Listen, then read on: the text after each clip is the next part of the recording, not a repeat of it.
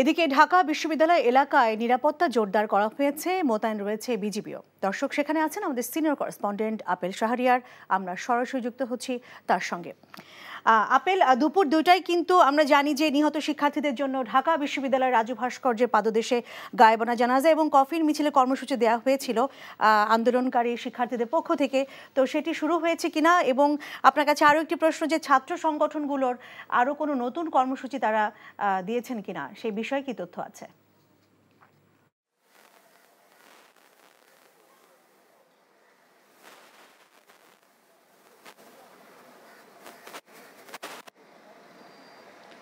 এখন ঢাকা বিশ্ববিদ্যালয়ের যে বর্তমান পরিস্থিতি যদি আমি বলতে চাই, তাহলে হচ্ছে কোটা বিরোধী যারা আন্দোলন করছে তাদের সাথে পুলিশের একটি মুখোমুখি অবস্থান।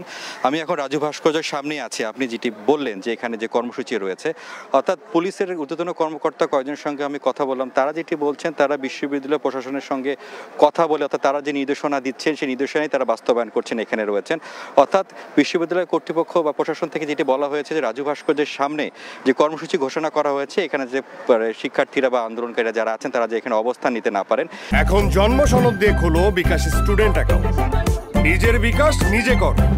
এই জন্য সতর্ক অবস্থানে এখানে রয়েছেন। এবং রাজধানীর, অর্থাৎ যে রাজধানীর ক্যাম্পাসের বাইরেও রাজধানীতেও কিন্তু যাতে কোনো ধরনের অনাকাঙ্ক্ষিত ঘটনা না ঘটে, আপনাকে বলে রাখি যে আন্দোলনকারীরা কিন্তু বলেছিলেন যে 2টার দিকে যে কর্মসূচি তারা ঘোষণা করেছেন, অন্যান্য ক্যাম্পাস যারা রয়েছেন, তিতুমির কলেজ, ঢাকা কলেজ, জগন্নাথ বিশ্ববিদ্যালয়, ওইখানকার যারা শিক্ষার্থীরা যারা রয়েছেন তারা যাতে কর্মসূচিতে অংশ নেয় এই জন্য কিন্তু তারা একটি নির্দেশনা দিয়েছেন। এই জন্য আসলে ক্যাম্পাসের যে প্রবেশ পথগুলো রয়েছে সেখানে কিন্তু পুলিশ ব্যারিকেড দিয়ে রেখেছে, কোনোভাবেই বহিরাগতরা যাতে প্রবেশ করতে না পারেন সেদিকে তারা সতর্ক রয়েছেন। তবে এখনো থমথমে অবস্থা বিরাজ করছে। আমার কাছে যেটি মনে হচ্ছে যে বর্তমান পরিস্থিতি আরো সামনের দিকে যেটি যাচ্ছে। পুলিশ বলে দিয়েছে যে এখানে রাজু ভাস্কর্যের সামনে যে কর্মসূচি ঘোষণা করা হয়েছে, এখানে শিক্ষার্থীদের এখানে অবস্থান নেওয়ার কোনো সুযোগ নেই।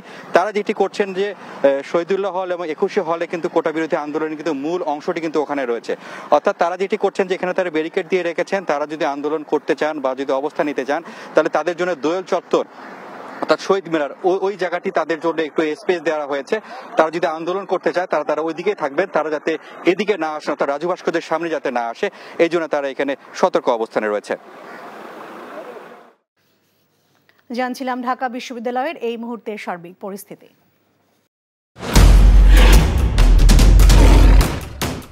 মাসুদ চেয়ারম্যান চাপলে কি জানোস না, এমন মায়ের মারুম কুত্তার মতো খালি সাইড পারবি। তুই যদি আমার বউ আস, তুই হবি রাজরানী আর আমার বউ টুনি বিবি তোর বান্দি। আমার সংসারটা কেন ভাঙতে সময় না? নিজের জামাই আটকা রাখতে পারেন না? কেমন বউ আপনি? কেলেঙ্কারির আর কি বাকি আছে? বদনাম তো শৈলেই লাগছে। আপনার প্রথম বউ কি আত্মহত্যা করছিল নাকি আপনি মারছেন?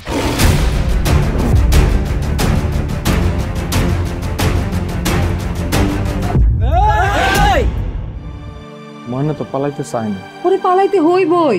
ময়না রে, তুই আমারে মাফ করে দিস। আমারে খাওয়ানোর মধ্যে 20 মাখায় মেরা ফলাইতে চাচ্ছে।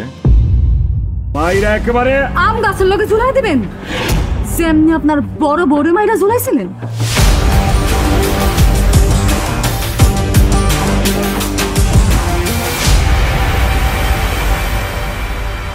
এখন জন্ম সনদ দিয়ে খোলো বিকাশ স্টুডেন্ট অ্যাকাউন্ট, নিজের বিকাশ নিজে কর।